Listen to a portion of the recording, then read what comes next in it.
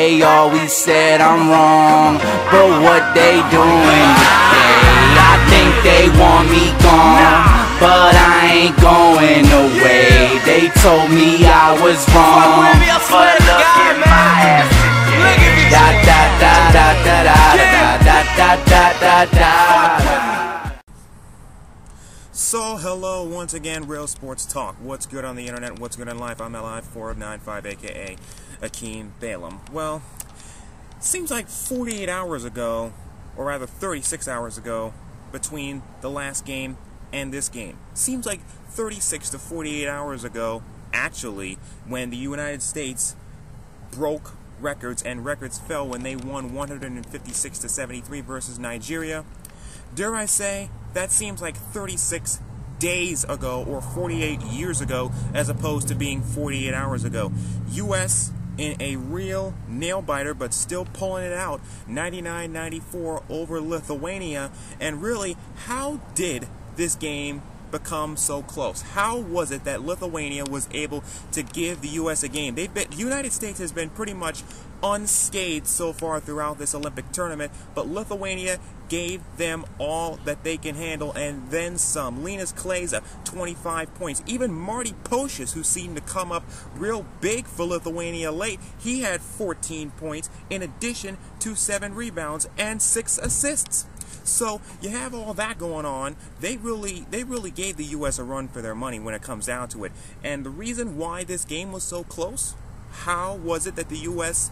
was, they sort of looked flat throughout the game, was because the United States forgot how to shoot three-pointers. What happened to their three-point shot? It seemed like it was nothing but net against Nigeria, but then all of a sudden, in a span of 36 hours, it's like they lost their three-point shot. What happened to it? All of a sudden, they lost their three-point shot. And not only did they lose their three-point shot, but free throw shooting. Free throw shooting. At one point, they were 17 of 29, and they finished the game 61% from the free throw line. That's Dwight Howard numbers. That's Shaq numbers on a good time. Pans out to 19 for 31 shooting free throws, while on the other side, Lithuania was 11 of 15 shooting foul shots. That normally will not cut it against most teams. They were able to get away with it this time because they went on a late run, mainly fueled by LeBron James, who scored 7 of his 20 points, I believe it was, in the last few minutes of that fourth quarter. He really came up big. Once again, so much for the meme that LeBron James is not clutch. He proved it in his last NBA Finals, and he's proven it once again in Olympic play. But really, free throws and three-point shots almost were the difference, and almost handed the United States their first loss. It was just something that normally you don't see. Very uncharacteristic, but you know what? Looking at this kind of game and looking at the way that this game played out, really for the most part. I mean, Carmelo Anthony wound up with 20 points, and so did LeBron. Darren Williams with 12 as well. Durant with 16. But looking at this game for what it was, I think this is the kind of game, it's almost like we've become spoiled as basketball fans when you think about the way that normally the United States wins games. Normally the game is over by midway through the third quarter, or normally the game is over by halftime, and that's normally how the United States, how Olympic play is approached when it comes to the United States. But here's what I think is actually a good thing. Now, this may sound a little bit strange, but this could actually be somewhat of a good thing for this team, and here's why. Because this is what they're going to have to expect if they want to win a gold medal. Their last game is against Argentina, which is also an extremely tough team. Manu Ginobili, Luis Scola. Argentina is very dangerous, and they've proven in the past in Olympic play that they can be a very dangerous team, so they're going to have to watch out. So they're not going to blow out Argentina the way that they blew out Tunisia or the way they blew out Nigeria.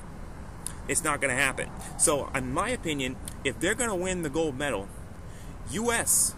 and us as basketball fans of the United States of America, if you're a USA basketball fan, we're going to have to get used to more of these down-to-the-wire, nail-biter kind of games.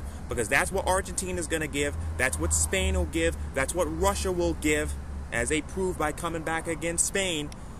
These are dangerous teams that the U.S. is about to come up with Again, the U.S. is going to be favored to win these games, but I think that this is actually going to be good. This is going to be a morale booster and think, okay, this is the best shot out of all these teams. Lithuania, they've given us the best shot out of all these teams so far in this Olympic tournament, and we were able to withstand the storm. We were able to withstand our own miscues with three-point shots. We were able to withstand our own miscues with not being able to hit all of our free throws. So you know what? Winning this game, 99-94, LeBron going off on the run like he had, Carmelo another big game, Durant another big game. This may actually turn out to be good for the U.S. because this is what they're going to have to come used to. And if they can withstand this, and then they can fine-tune themselves to get back to where they were when it comes to shooting threes and also when it comes to shooting free throws, because normally, of course, it's an old adage in basketball, close games usually come down to who hits their free throws. I think that this will actually be good for the United States in the long run, and we have become, I think, spoiled as a basketball populace, if you will, in the U.S. when it comes to seeing our boys just blow everybody out by 40.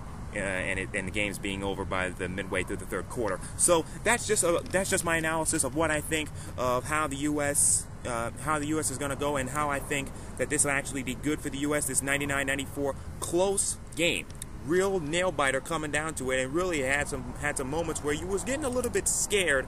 But you know, I always knew, at least in my opinion, maybe not in yours, but I always knew that they were eventually going to pull it out, because it reminded me of the gold medal game versus Spain, which was pretty close, and they wound up pulling it out once again. So rate, comment, react, reply, add, and subscribe. Look forward to reading your comments. As always, I'm just one guy talking about all of this London Olympics stuff. So until next time, I'm just one guy talking about all this. LI495, once again, what you think of the win, and what do you think the U.S. will do going forward? See you on the internet somewhere on the Real Sports Talk. Just a little bit around the corner from fear.